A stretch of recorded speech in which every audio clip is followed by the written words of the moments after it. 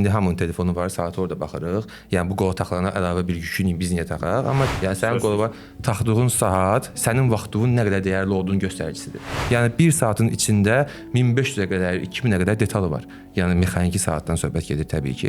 Və bu mexanizm və bu detallar hamısı saatın düzgün işləməyinə gətirib çıxarır.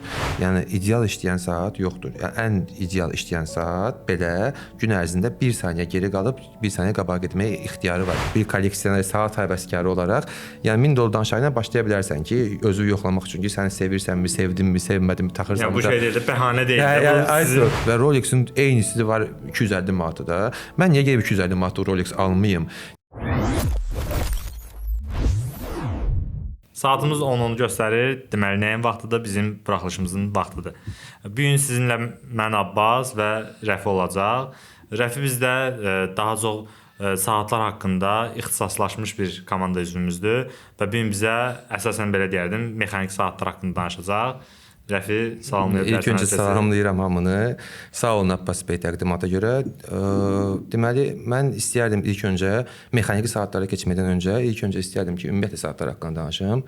Saatlar haqqında məlumat verim. Çünki hal-hazırda yəni əslində sevindirici haldır ki, Azərbaycanda artıq böyük bir kütlə saatın nə olduğunu bilir, saatın nədən dəyər veriləcəyi, saat niyə qiyməti bu qədərdir, saatın niyə görə dəyər vermək lazımdır, saatın niyə görə ümumiyyətlə yəni saat almaq lazımdır, qola saat taxmaq lazımdır. Bunu bilir artıq bir əksər böyük bir kütlə, amma yenə də qarşımıza bəzi insanlar çıxır ki, onlar soruşurlar ki, biz bu saata niyə bu qədər pul veririk? Bu saat qolda. Niyə saat alaq sualı da var? Yəni, niyə mexanik saat alaq sualı da var? Yəni deyirlər ki, yəni bizim o vaxtı Sovet dövründə saat öyrənmək üçün metroya girirdik. İndi hamının telefonu var, saat orada baxırıq. Yəni bu qola taxılana əlavə bir yükünü biz niyə taxaq? Amma ki, yəni biz ilk öncə onlara demək istəyirəm ki, saat təkcə saatı vaxtı göstərmək üçün deyil. Yəni saatı mən ümumiyyətlə trening keçəndə deyən əməkdaşlara onlara ilk öncə bunu başlayıram ki, saat nədir? Saat yəni başdan başla. Onsa sənə bir dənə sual. Saat nədir? Saat ilk öncə oradan başlamaq istəyirəm ki, tamam, saat vaxtı göstərmək üçün bir cihazdır. Yəni əsasən saatın işləməsi, saat qolda taxılan bir mexanizmdir. Saat bir cihazdır hansı ki vaxtı göstərir və söhbət mexaniki saatlardan gedirsə artıq 300-ə yaxındır ki, insanlar onun dəqiq işləməyi üzərində çalışırlar. İndi bu mövzuya gələcəm. Saat ondan başqa nədir? Saat status göstəricisidir. Yəni sənin qoluna taxdığın saat sənin vaxtının nə qədər dəyərli olduğunu göstəricisidir. Yəni bəzi insanlar var, yəni mənə qarşıma çıxıb sosial mediada insanlar var ki, fenomen insanlardır, yetəri qədər özlərini tanıtmış insanlardır. Onlar deyir ki, biz saatı qolumuzdakı saata heç qurmuruq. Ümumiyyətlə qurmuruq, ehtiyac yoxdur qurmağa. Mən sadəcə olaraq qarşımdakı insana başlamaq istəyirəm ki, mənim vaxtım nə qədər dəyərlidir. Yəni sən mənim vaxtımı almayasan deyə. Bu bir faktordur. Növbəti bir faktor qola taxılan saat sənət əsəridir. Sənət əsəri deyəndə, yəni insanların düşüncəsinə gəlir ki, fikrinə gəlir ki, qolunda yəni rəsm əsəri taxmışam və yaxud da ki, saatın üzərində heç bir şəkil yoxdur, heç bir qızıl yoxdur, brilyant yoxdur. Niyə buna sənət əsəri deyirik? Saatın sənət əsəri olmağı onun mexanizminin işləməyindən asılıdır. Mühəndisliğindədir, bəli. Yəni 1 saatın içində 1500-ə qədər, 2000-ə qədər detalı var. Yəni mexaniki saatdan söhbət gedir təbii ki. Və bu mexanizm və bu detallar hamısı saatın düzgün işləməyinə gətirib çıxarır. Və insanlar saatlara, premium klasslı, lüks klasslı saatlara ona görə ödənən şeylər o qədər pul verib alırlar ki, o saatı. O sənət əsərini əldə edəsinlər, o dəqiqliyi əldə edəsinlər. Yəni insanın qolunda heç bir batareyalı, heç bir enerjisi olmayan, heç bir güc elementi, batareyadan söhbət gedir. Bu olmadığı tədqiqdə belə qolundakı saat ayın tarixini, həftənin gününü, sonsuz kalendar olan saatlar var ki, hansı ki heç bir zaman onu ayarlamağa ehtiyac yoxdur. Sadəcə qoluna taxırsan və işləyir və bunun hamısını saat bateriyasız edir. Bunu saat yalnızca çarxlarla... Oradakı o mühəndisliyi, o sənət əsəri eləyəndə elə... Bəli, bu çarxlardır. Başqa bəzi insanlar deyirlər ki, yəni qızıl saat deyil, bu sadəcə bir poladdır. Niyə? Əslində saatın qiyməti minlik keçirsə, sazı ağılda yalanan sual odur ki, saat qızıldır. Qızıl deyilsin, niyə bu qiymətə. Və yaxud da ki, mənim qarşıma bir çox insanlar soruşurlar ki, İsveçrə saatıdır, qızıl saatdır, yetəri qədər bahalı saatdır. Amma bunun qızılının əyyarı aşağıdır, bizi aldadırlar. Yəni onlara izah etmək lazımdır ki, yəni qardaş, burada məsələ əyyar deyil. Bunu yəni bahalı eləyən o qızıl deyil. O qızıl deyil. Sadəcə o qızıl saatın yəni içərisində olan o sənətin sadəcə üstlərinin örtüyüdür. Və bu qədərdir. Yəni o qızıl çoxunda da zaten örtüyü qızıldan olur. Bəli, örtü qızıldan olur və yəni radirovka olunur üzəri, yəni radiumla bağlanır. Amma ki, yəni məsələ odur ki, yəni siz pulu o metala vermirsiniz də, siz pulu o sənətə verirsiniz, o sənət əsərinə verirsiniz. Yəni illərlə belə bir şey deyim də, illərlə saatın kvars inqilabından danışmayacağam. Yəni siz hər mövzu, hər podkastda kvars inqilabından danışırsınız. Bəli, kvars inqilabı gələndən sonra saatlar daha dəqiq işləməyə başladı. Yəni o gündəlik o xətalar aradan qaldırıldı. Amma ki o da elə bir şeydir ki, yəni hər belə deyirəm, hər buraxılışı onun ən azından belə adını seçməli olduğu mövzu. Yəni hər danışdığımız mövzu gəlir ora çıxır. Çünki baxın, mənim danışdığım mövzuda o hansı hissəyə toxunur? O hissəyə toxunur ki, insanlar, yəni ixtiraçılar, yəni bu saat üzərində işləyən insanlar niyə görə İsveçrədə işləyirlər? Onu da deyim sizə. Cenevada, yəni rütubət, hava, hündürlük, orada saatın, yəni oxunun yayının tam dəqiq olan bir, yəni düzgün işləyən işləməsinə gətirib çıxarır. Coğrafi mövqe olaraq, bəli, hündürlüyə görə, yəni oranın hündürlüyü, oranın havasının təmizliyi öncələr insanlara daha rahat idi ora saat istismar eləmələri. Çünki yayın temperaturun təsirinə yaya təsir edir, temperatur yaya təsir edir, rütubət yaya təsir edir. Bəli, xətaları daha dəqiq orada aradan qaldırmaq olur. Çünki məsəl üçün belə bir şey deyim sizə, ya bilirsiniz yəqin ki, mexaniki saatlar yayda başqa bir güc rezervi olur, qışda başqa bir güc rezervi olur. Çünki bu nədən asılıdır? Bu fiziki bir göstəricidir. Yəni yayın temperatura qarşı həssaslığı var. Yəni bu fiziki olaraq. Görürsüz, sizə demişdim ki, Rəfi bizə çox belə maraqlı məlumatlar verəcək. Bunu da məsəl üçün mən bilmirdim. Əslində havanın temperaturuna görə olursa, bəli, belə bir şey var. Yəni cüzi bir xətadır, amma yenə də bir xəta olaraq var. Bundan başqa bir mövzudan bir mövzuya keçirəm. Sadəcə olaraq yəni istədim ki, tam ətraflı izah edeyim insanlara. Yəni saatın qiyməti bu kimi faktorlar formalaşdırır. Saatın qiymətini, yəni saatın dəyər verməyinin səbəbi bulardır, bu faktorlardır. Yəni mən Azərbaycanda hal-hazırda qarşıma sosial şəbəkələrdə çox çıxır. İnsanlar ki, hansı ki get-gedə daha çox biliklər əldə edirlər saatlara görə. Çünki şükür Allah indiki dövrdə açıq informasiyadır. İnternetə girib araşdırırsan, hər şey haqqında məlumat ala bilərsən, bəli, məlumat toplaya bilərsən və yəni daha çox saatı anlayan insanlar, mən əvvəldə dediyim kimi daha çox saatı anlayan insanlar hal-hazırda Azərbaycanda var. Sadəcə olaraq bəzi insanlara sual yaranır ki, niyə? O suallara cavab vermək istəyirəm bugün sizdən bir yerdə. Baxın, belə bir məsələ var ki, mexaniki saatlar barəsində. Belə bir məsələ var ki, niyə görə biz həmin saatı mən gedib ucuz qiymətə ala bilərəm həmin saatı. Hansısa bir firma tapa bilərəm, mexaniki saat istehsal edir. Satışda var və qiyməti çox ucuzdur. Mən rəqəmləri dollarla deyəcəm. Niyə görə? Çünki biz ümumi beynəlxalq danışırıq. Yəni saat bazarı, dünyəvi bazardan danışırıq və göstəricilər də mövzumuz globaldır. Globaldır. Statistikada yəni bunu göstərir. İnsanlar deyir ki, yəni ümumiyyətlə mexaniki saatlar başlanğıc səviyyə, entry səviyyə, giriş səviyyəsi $1000 aşağısıdır mexaniki saatlarda. Yəni sən başlanğıc olaraq bir kolleksioner, saat həvəskarı olaraq, yəni $1000 aşağıya başlaya bilərsən ki, özü yoxlamaq üçün ki, səni sevirsənmi, sevdinmi, sevmədinmi, taxırsanmı? Yəni bu şey deyil, bəhanə deyil. Bu dəqiq bu videoya baxım, cəm saat kolleksioner olun, bu bəhanə deyil yəni. Ola bilərsiniz, yəni hər münasib qiymətdə də tapmaq olur. Bəli, tapmaq olur. Amma insanlar qaçırlar ki, yox, mən gedim daha ucuz qiymətə $200 altında bir saat aldım, mexaniki saat aldım özümə, adı bilinməyən, firması bilinməyən bir saat aldım. Bu sizin saat həvəskarı olmağınız üçün çox böyük bir sərhəd yaradacaq. Çünki başlanğıcı səhv qoysan, başlanğıcı səhv qoyursunuz. Təməli belə deyək də, binanın təməlini səhv tökürsənsə, əlbəttə ki, bina yaxşı bir bina olmayacaq. Bir növ ona oxşuyur bu. İlkin başda bir bəli, təəssüf ki, yanlış bir saat aldan başlasan kolleksiya. Təəssüf ki, belədir. Yəni əgər sən yanlış bir saatdan başlayırsansa, saat kolleksiyaya, ümumiyyətlə saat dünyasına girişin yanlış bir saatdan olacaqsa, çox güman ki, sən o saat dünyasını heç sevməyəcəksən. Yəni ona görə dəfələrlə hər kəsə, müştərilərə, tanıdıqlarıma, ətrafımda olan insanlara məsləhət görürəm ki, ən əsası ilk saat üçün elə bir saat almaq lazımdır ki, saat köklü saat olsun, brend olsun, ən azından saatın bir arxa fonda bir dəstəyi olan bir saat olsun. Nə demək istəyirəm? Sonra həvəsinə düşməyəsiniz. Bəli. Ən azından. Nə demək istəyirəm? Məsələn, hər hansı bir brend adı çəkmirəm, fərqi yoxdur. Sadəcə olaraq saat brendindən söhbət gedir. Hər hansı bir köklü brenddən saat alanda o saatın bir arxada görünməyən bir dəstək fonu var. Nə deməkdir bu? Bu o deməkdir ki, bu saatın yəni hər zaman texniki bir servisi var. Ehtiyat hissəsini tapa bilirsən. Saat sabah əgər vaxtı düzgün göstərməsə, o saatı tənzimləmək olacaq, saatın ehtiyat hissəsini dəyişmək olacaq, mexanizmi dəyişmək olacaq və yaxud da ki, ən azından hamı düşünür ki, yox saatın zəmanəti var. Mən almışam, brendi bilinməyən bir saatdır, no-name bir saatdır. Özü çox vaxt nə olurlar da qızıl qarantiya. Hə, qızıl qarantiyası var. Hə, tamam, çox gözəl. Qızıl qarantiya, brilliant qarantiyası var. Okey, yəni eşitdim mən sizi. Amma belə bir şey var. Mən üzr istəyirəm Abbas bəy, bunu deyim, çox vacib bir məsələdir. Hə, çox vacib bir məsələdir, bunu deyim. Tamam, əgər saatın qızıl qarantiyası var, mexanizmdə garantiya var. Sən sabah mexanizmdə bir zavod qüsuru aşkarlansa, aparıb versən, sənə tələsin verilər. Yaxşı, bəs sənin qüsurun, sənin səbəbindən saatı problem olsa, saatın şüşəsi qırılsa nə edəcəksən? Ya onun ehtiyac hissəsi tapılmayacaq. Yoxdur onun ehtiyac hissəsi. Yəni həmin şirkət hal-hazırda o saatı artıq istehsal eləmir.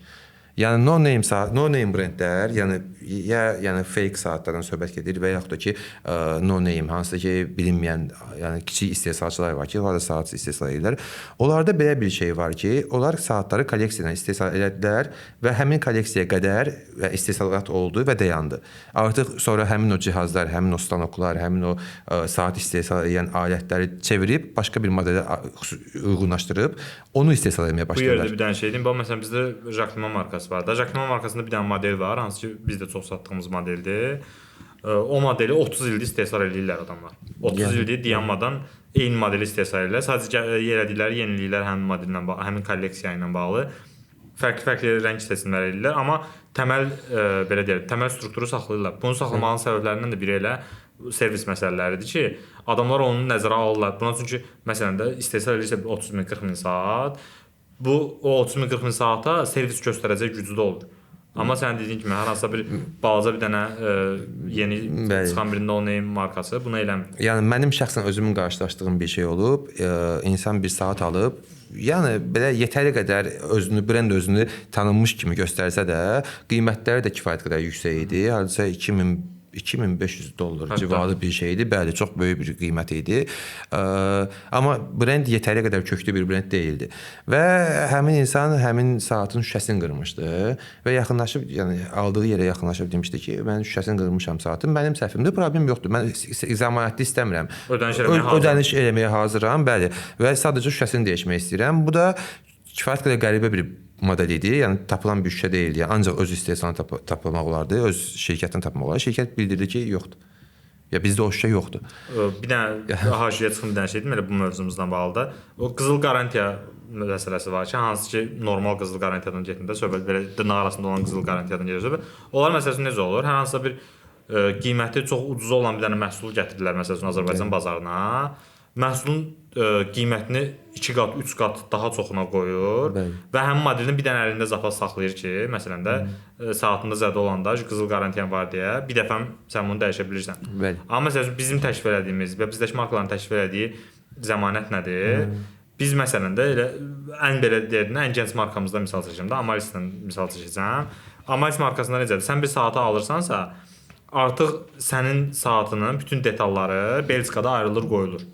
Ki, sən də bu gün sabah sən bunun şüşəsində problem yaşasan, şüşəsini səhət təşkil eləyəcək, mexanizmdə problem yaşasan, mexanizmini təşkil eləyəcək, poladında problem yaşasan, onu təşkil eləyəcək. Yəni, ödənişli və ya ödənişsiz hər halda sənin problemin həll olunur. Amma o bayaq dediyimiz o qızıl qarantiya məsələsində necə həll olunur sənin problemin? Bir dəfə həll olunur maksimum. İkinci dəfə sən hər hansı bir problem yaşasan, cibində pul, əlində pul gəlib yaxınlaşırsan ki, mən ödəniş eləmək istəyirəm və saatımı bu detalını dəyişmək istəyirəm və ya təmir etmək istəyirəm, onu eləyə bilmirlər. Baxın, belə bir şey deyim sizə, yəni düz deyirsiniz, tamamilə doğrudur. Sadəcə olaraq indi müasir o qızıl qarantiya sxemi necə işləyir? Mən sizə başqa bir misal çəkeyim. Hal-hazırda dünyəvi marketplace-lərdə demək olar ki, ərzaq məhsulu kimi meşokla saatça satılan yerləri var. Bəli. Hansı ki, sizə məsəl üçün 100 dənə saat sifariş verəndə oradan qəpik quruş olan saatlar, hansı ki, o saatdan heç bir dəyəri yoxdur. Yəni nə keyfiyyəti, nə bir materialı, nə bir mexanizmin heç bir keyfiyyəti yoxdur. Həmin saatları sifariş verəndə sizə yanında bir dənə də Penguin Clockda bir 30 dənə saat verirlər ki, onsa bu xarab olacaq. Bu xarab olanda buradan verərsən gedər. Qızıl garantiya ver, buradan da ver getsin də. Yaxşı, indi söhbət sual yaranır. Saat əgər heç bir məsəl üçün saatın əsas funksiyalarından, yəni əsas önəmlərindən biri də odur ki, emosional bir şeydir. Saat göstərir. Yox, o deyil. Yəni bir özəlliyi də odur ki, emosional bəli. Yəni bu bir hədiyyə ola bilər ki, məsələn hədiyyə versən, sən tərəfdən olan bir hədiyyə olacaq və yaxud da ki, bu bir atadan oğula keçən ən əsas bir şey var ki, nəsildən nəslə ötürülən bir aksesuardır. Yəni bir şeydir, əşyadır və necə təsəvvür etmək olar ki, sən saatı alırsan, verirsən yaxınlığa hədiyyə və sonra bir qızıl garantiya versən ki, ala bunu hər 2 həftədən bir aparıb dəyişərsən, başqa bir dəsti götürərsən. Yəni bu o deyil də ki, onu da hər dəfə dəyişmək olmur. O da dəyişmək bir zülmdür. Yəni bunu yaşamamaq üçün məsləhət görürəm ki, ilk saatı, ilk alınan saat köklü brend seçərsiniz. Yəni fərq etmir hansı brend olur. Əslində dediyimiz kimi də bayaq bu dəqiqə yetərincə texnologiya da inkişaf edib və həm Azərbaycanda, həm dünyada olan saat işində olan adamlar da özlərini inkişaf etdirməyə çalışır. Təbii ki, biz də onlar kimi, ona görə bizə məsələn YouTube, Instagram falan maksimum dərəcədə insanları məlumatlandırmağa çalışırıq ki, bizim birinci buraxılışımızda mən bir dənə söz demişdim ki, bu bizim buraxılışlarımıza, bizim podkastlarımıza baxandan sonra yaxınlaşıb mağazalarda hər hansı bir saat almağa girirsənsə hansısa butikə, ondan tələb eləyə bilərsən. Orada prosta belə tələb eləyə bilərsən deyib üstündən keçmir, amma nə tələb eləyə bilərsən deməmişəm də. Bu mənim səhvimdir, üzr istəyirəm sizdən. Girib nə tələb eləyə bilərlər? Ən azından məsələn bir X markasını almağa gedirsən, girirsən həmin butikə, ən azından bunu araşdırırsınız. Bunu baxırsınız qlobal veb saytına ki, bu produktu Azərbaycanda kim satır? Bəli. Birinci növbədə. Yaxınlaşırsınız həmin adama, həmin adamdan alış elədir. Əgər qlobal saytında həmin Azərbaycandakı şirkətin ünvanı qeyd olunubsa və ya veb saytı qeyd olunubsa, birinci növbədə bilirsiniz ki, bu adamlar bunu satır. Bəli. Hər ehtimala bundan əlavə olaraq da butikə yaxınlaşanda siz baxırsınız qlobal qablaşdırmaya, baxırsınız garantiya kağızına, zəmanət kağızına baxırsınız və ən azından yəni araşdırma eləyirsiniz. Normal məsələn necədir? Maşın alanda adam necə soraqlayır da hamı ətrafına. Bəli. Sağdan soruşur, soldan soruşur, dostdan soruşur, tanışdan soruşur. Eyni formada çalışın ki, saat alanda da bir ətrafınızdan bir soruşun. O 7 adam prinsipi var. Yəni hansı ki, hər hansısa bir adama səndən 7 addım sonra 7 və ya 6 da belə deyək. Tamam, başqa bir məlumat. Gəlib tapa bilərsiniz də həmin məlumatı. Məncə biraz maraqlansaz ilk saat əgər bu işə girişmək istəyirsinizsə, iş deməyim, yəni bu kolleksiya ilə, bu həvəsiniz yaransa, bəli, məşğul olmaq istəyirsinizsə, ən azından biraz araşdırma eləsəz və yaxınlaşıb düzgün, məsələn də dediyim kimi də bir X markasını Azərbaycanda kim gətirirsə, birinci gedib ondan almağınız məsləhət. Bu şey məsələsi misal çəkib, biri var məsəl üçün marketdən alınan çörək, biri var təndirdən alınan çörək. Bəli. Təndirdən alınan çörək əlbəttə ki, daha dadlı olur da. Yəni belə qəribə misallar, yəni maksimum dərəcədə bir növbəsindən almaq lazımdır. Yəni kökündən almaq, kökünü tapmaq lazımdır. Bəli. Yəni baxırsan, araşdırırsan ki, Azərbaycanda bunu atanda Əhməd satır, gəlsən Əhmədin yanına ki, qardaş, bu saatdan. Saatlarda ən vacib məqamlardan biri də budur ki, çöl görünüş aldadır. Yəni baxın, fake saatı gedib baxırsan saata, düşünürsüz ki, okey, no name saatları dediniz ki, yəni brendi bilinməyən saatlar, məşhur olmayan saatlar haqqında okey, başa düşdük, tamamdır. Amma mən gedirəm, var məsəl üçün də hamı bildiyinə görə deyirəm ki, Rolex var və Rolexin eynisi var 250 manata. Mən niyə gedib 250 manata Rolex almayım deyən insanlara səslənmək istəyirəm buradan ki, ən yaralı yerdir. Baxın, çöl görünüşü hətta yəni toxunana qədər saata eyni oxşar ola bilər. Saata toxunan kimi hiss olunur ki, saat o deyil. Çünki material tamam fərqlidir. Əlavə olaraq ən böyük problem ondan ibarətdir ki, heç bir ölçüsü heç birinə uyğun gəlmir. Çünki əgər siz düşünə bilərsiniz ki, mən gedib məsəl üçün Orient Star'ın fake-ini alacağam 150 manata, sonra xarab olsa şüşəsi gedib Orient'in şüşəsini qoyacaq, taxacağam üstünə. Xeyr, elə deyil. Uyğun gəlmir. Ölçülər uyğun gəlmir. Niyə görə uyğun gəlmir? Çünki sadəcə olaraq orijinal saatın şüşəsinin quruluşundan müəyyən qədər pul aparan bir şeydir. Onun şüşəsinin quruluşu. Təbii ki, 150 manatlıq, 200 manatlıq, yəni 100 dollardan aşağı, 200 dollardan aşağı olan saat şirkətləri o qədər xərc çəkib o saatın şüşəsini ondan qoymayacaqlar. və mümkün qədər sadəsini qoyurlar. Yəni şüşə ilə toxunanda hiss olsun ki, o şüşədə deyil. Yəni səhv birdən söhbət gedə bilər. Altında baxsaz vəbşə. Səhv birdən söhbət gedə bilməz. Mineral olsa çox şükür, yəni ki, böyük bir şeydir. Plastik, orqanik bir şüşədən qoyurlar ora. Mineralın da ən sadəsini qoyurlar, ən zəifini qoyurlar. Yəni gördüyünüz bütün materiallar da eyni material deyil və mexanizm. Mexanizm tamam fərqli olur. Yəni mənim qarşıma bir fake saat çıxmışdı. Arxa qapağında, yəni arxa mexaniki saatların bir çoxunun arxa şüşəsi, yəni arxa qapağında şüşə olur ki, içinin mexanizmi görsənsin. Bunlar nə ediblər? Götürüblər sadəcə olaraq arxaya bir dənə mexanizmin şəklini kimi bir şəkil qoyublar ora və onu qaldırırsan altında yəni çox belə dəxilsiz bir mexanizm. Elə bir dənə də video var idi, hələ şey var idi. Bildiyin arxada rotor. Hə, rotor qoyublar. Bəli. Mən baxdığımda şəkil deyil. Rotor Rotor var idi. Yox, üç deyil, rotor var idi orada, amma rotor prosta boş-boşuna yellənirdi. Onu da qaldırsan altında kvars mexanizmi var. Bateriyalı bir mexanizm çıxır. Yəni belə bir şeylər olur. Yəni bunlardan qaçmaq üçün ümumiyyətlə, yəni əgər bir şeyə həvəs varsa, onun yəni okey, araşdırmaq lazımdır. Araşdırmaq lazımdır və başlayanda da yəni biraz məbləğ ayırıb daha orijinaldan başlamaq lazımdır. Yəni məsəl üçün belə deyim, əgər sənin yenə də həmişə iPhone-dan misal çəkirik. Əgər sənin iPhone-a marağın varsa, gedib Dubaydan 150 manatlıq Android iPhone almayacaqsan ki, düzdür, orijinal iPhone.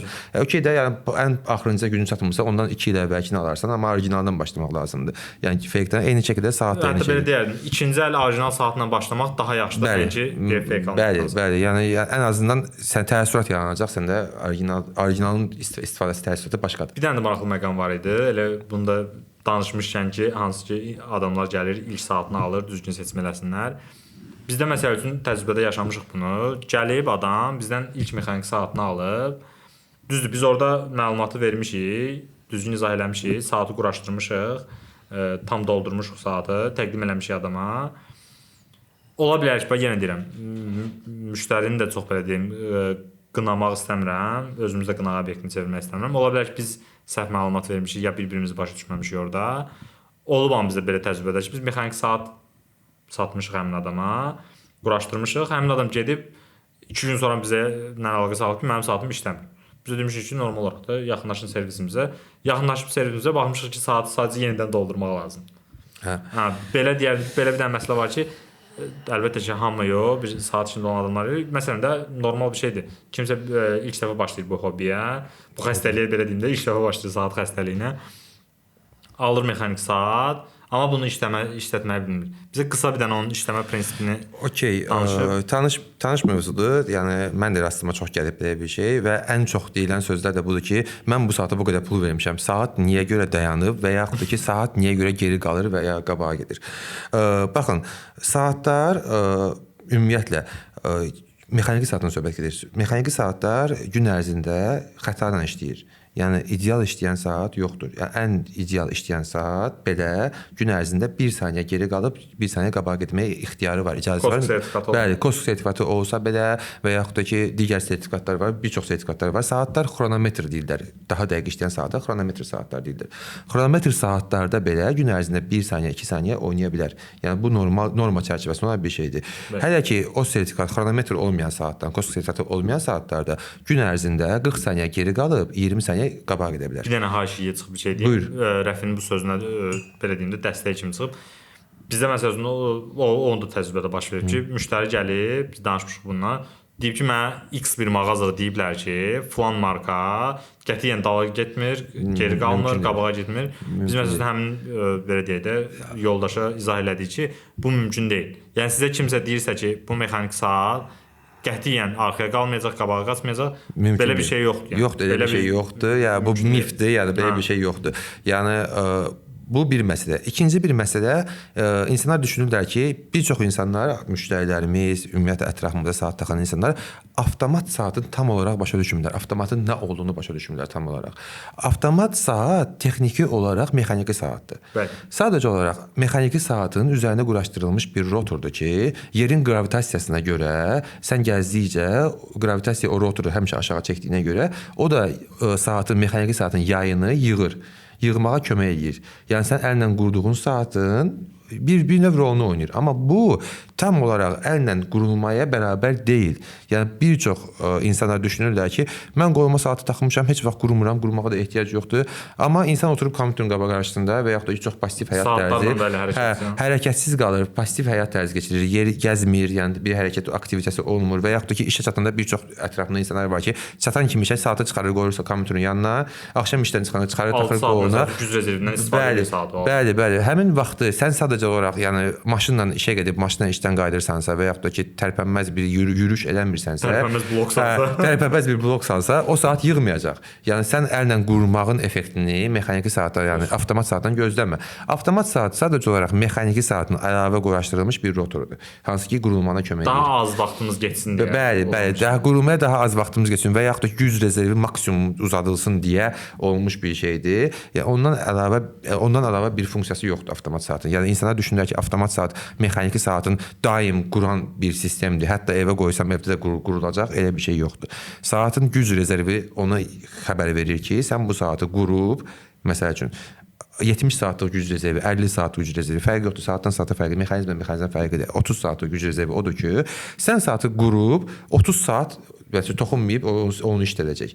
Amma əgər sən onu qurursan 30 saat yox, 2 gün, 3 gün giymirsən, taxmırsan, aparıb evə qoyursan və yaxud da ümumiyyətlə qurmursan, fikirləşsən ki, avtomat bunu özü quracaq və pasiv həyat tərzi yaşayırsansa, təbii ki, o saat dayanacaq. O yəni bu saatın dayanmağı normaldır. Saatın irəli gedib geri qalmasında mən bir qeyd etdiyim kimi gün ərzində, yəni aldığımız orta statistik bütün mexaniki saatlar gün ərzində icazə verilən vaxtı normal çərçivəsində 40 saniyə geri qalıb 20 saniyə qabağa gedə bilər. Sadəcə o 40 saniyə, 20 saniyə belə deyək də belə deyək, mükəmməl tənzimlənir ki, biz onu hiss eləmirik. Bəli. Çox zaman biz bunu hiss eləmirik. Saatın arxaya getdiyini və ya qabağa getdiyini. Baxın, bu necə ölçülür, necə hiss olunur. Yəni bir cihaz var, o cihazı saat taxılır, saat ora taxılır və o saatın işləməyinin sürətini gün ərzində qədər gedib geri qalıb qabağa getməyini ölçür. O ölçü nəticəsində biz deyirik ki, saat 40 saniyə geri qalıb 20 saniyə qabağa gedə bilər gün ərzində. Bu o demək deyir ki, yəni 100% belə olacaq, yəni bu belə olmalıdır, yəni və olmaya da bilər, qabağa da gedə bilər, geri də qala bilər. Amma əgər bu daxildədirsə, yenə normaldır. Yəni bu normaldır. Yəni bu mexaniki saatın normasıdır. Bir də bir şey demək istəyirəm. Çox adam elə bilir ki, biraz texniki bir cəhətidir. Mexaniki saatın balans çarxı deyilən bir şey var və çox adam düşünür ki, balans çarxı mexaniki saatın güc mənbəyidir. Balans çarxı mexaniki saatın güc mənbəyi deyil. Balans çarxı sadəcə olaraq saniyəni tənzimləyən, vaxtı tənzimləyən bir cihazdır. Belə bir şey deyək də, qısaca belə deyək, buraxılışımızı sonlandırmaq istəyirik. Qısaca bir dənə bizə izah elə ki, mexaniki saat məsələn də bu mən adlarını deməyim də. Bəli. Bu budur, bu da budur. Bəli, izah edə bilərəm. Heç bir problem yoxdur. Mexaniki saatın open heart deyilən hissəsi, açıq ürək deyilən hissəsi onun balans çarxıdır. Amma o balans çarxına gedən güc oradan başlamır. Güc yaydan başlayır. Bir yay var. Hansı ki, güc rezervində o yay tənzimləyir, o yayın hərəkəti. Skeleton saatlarda görə bilərsiniz, belə sıxılan. Bəli. Siz saatı quranda o yay sıxılır və təbii ki, fizikada olduğu kimi əvvəlki vəziyyətə qayıtmaq üçün enerji yaranır saat mexaniki. Əslində bu belə deyərdim də. Əsasən də belə oğlan uşaqlarında uşaqdan aşılandığımız bir şeydir bu. Maşınlarımız olur da, uşaq Bəli. Eyni prinsip. Çox müəyyən bir az güc rezervi var idi o maşınlarda. Biz onu daha çəndə gedirdi 1 metr, 2 metr. Bəli. Onu daha təkmilləşdirilmiş variantda saatda, hansı ki bu yəni ki, 50 saata qədər gəlib çıxa bilir və yayın həmin gücünü birbaşa verir əqrəblərə. Çox adam elə düşünür ki, birbaşa verir balans çarxına, xeyr. Birbaşa verir əqrəblərə. Əqrəblər artıq o güclə fırlanmağa başlamaq istəyirlər. Bunların qarşısını alanı isə həmin o balans çarxıdır. Balans çarxı yayın tam boşalmasına icazə vermir. Əqrəblərin üzərindəki sürəti... Balans çarxı belə deyək də, onu adından da göründüyü kimi balanslaşdırır və addımlara bölür. Yəni baxın, həmin addımlar dediyimiz nədir o? Tik-tak. Bəli. O tik-tak səsi o addımlardır, hansı ki enerjinin birbaşa bitməsinə yox, addımlarla saatın saniyəsini düzgün, yəni vaxtı göstərməyinə rol oynayır. Və balans çarxı o deyirəm illərlə, yəni bu artıq yüzilliklərlə belədir ki, insanlar balans çarxını mükəmməlləşdirməyə çalışırlar ki, balans çarxının mərkəzdən qaçma sürəti, yüklərin ağırlıqları, məsələn bir çox balans çarxlarında internetə vursanız, yəni bir dəqiqə açıq informasiya mənbəyində var. Balans çarxlarının üzərində gəminin sükanı kimi, yəni daşları kimi daşları. bələcə daşlar var. O daşlar elə belə deyil. O daşlar onun ağırlığı tənzim İdeal etmək balansı üçün. orada. Bəli, ağırlığı ideal balansı və yaxud da ki insanlar qravitasiya qabağını kəsmək üçün çünki balans çarxı istər-istəməz qravitasiyasına asılı vəziyyətdədir. Yəni ona görə saatın forması dəyişdikcə qolda məsəl üçün formasını dəyişdikcə horizontal, vertikal qoyduğunda başqa xətalar göstərə bilər. Bunun qarşısını almaq üçün turbion sistemini quraşdırıblar ki, yəni turbionu kəşf ediblər ki, saat başqa mövzudur. O çox çətin Çox mövzudur. dərin mövzudur. Yəni ümumiyyətlə toxunmaq istəyirəm ki, yəni niyə görə? Bunlar heç bir hamısı səbəbsiz deyil və yaxud bu bəzək əşyası deyil, ya bəzək üçün qoymayıb. Sadəcə saatın daha dəqiq işləməyi üçün, qravitasiyasına asılı olmamağı üçün yaradılmış bir şeydir. İlk dəfə gəmiçilər üçün yaradılmışdı. Gəmi saatlarında da taxılıb istifadə olunan bir şeydir. Yəni bunu demək istədim, bu qədər. Yəni ən azından bir məlumat olsun insanlarda ki, Əlbəttə. niyə görə Bizim saata belə deyil, bizim bu proyekt eləməkdə də məqsədimiz odur ki, təşəkkür edirəm çağırdığınız üçün. Yəni ilk insanları maksimum dərəcədə insanlarımızı məlumatlandıraq. Bəli. Daha məlumatlı olsunlar, çünki baxın, aldanmasınlar, belə deyərdim. mən belə deyirdim ki, sizə mən özüm saat sektoruna gəlmədən öncə saatları sadəcə vitrində qalmış bir aksesuar kimi gördüm. Yəni ondan başqa bir şey deyildi. Yəni qolbaqdır, üzüydü və saatdır. Saat dünyasına insan daxil olduqca, yeni gələnlər üçün deyirəm, araşdırdıqca, yəni qat-baqat dərinliklərə gedib çıxır. Bunun həm kültürel, yəni bir ədəbi bir mənası var, dərinliyi var, tarixi var. Həm texnoloji bir tarixi var, həm nə bilim dəblə uyğun bir tarixi var. Yəni hər şaxəyə gedir və yəni hər şaxədə çox maraqlı şeylər kəşf etmək olur. Mən bu yaxınlarda məsəl üçün təzə bir şey öyrənmişəm ki, etiket qaydasına görə bir insanın çox maraqlı bir məlumatdır. Bir insan etiket qaydasına görə, etiket qaydası yüzillərlə yazıldığına görə, yəni daha çox kişilərə şamil olunur orada. Yəni cümlə belə yazılır ki, bir kişi qoluna taxdığı saat onun maaşının 2 misli qədər olmalıdır. Yəni çox maraqlı bir şeydir, müzakirə, maraqlı bir baxış tərzidir. Maraqlı müzakirə mövzusudur. Siz də əlbəttə ki, fikirlərinizi qeyd eləsəz. Yəni belə bir şeydir ki, bəli 2 misli qədər olmalıdır.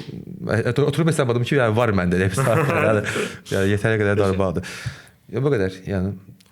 Çox sağ ol. Sağ olun, təşəkkür edirəm. Bugünkü buraxılışımızda iştirak elədin. Mən təşəkkür edirəm. Növbəti buraxılışlarda da məncə yenidən görüşəcəyik biz. Daha dərinə düşmək üçün. Yəni dediyim kimi, saat mövzusu elə bir mövzudur ki, nə qədər də burada dərinliyə düşsə, düşdüyü adam düşmək istəyir, danışdığı adam danışmaq istəyir və biz maksimum dərəcədə çalışırıq ki, çox da açılmayaq, belə deyək, çox uzun olmaz çünki siz də yormaq istəmirik. İnformasiya şturmu olmasın yəni. Qiyamadan belə sizə informasiya ötürüb də siz də yormaq istəmirik. Ona görə bugünkü buraxılışımızı da burada sonlandırmaq istəyirik. Əlbəttə ki, kanalımıza abunə olmağa, bizi Instagramdan və YouTubedan izləməyi unutmuruq. Son bir şey əlavə etmək istəyirəm.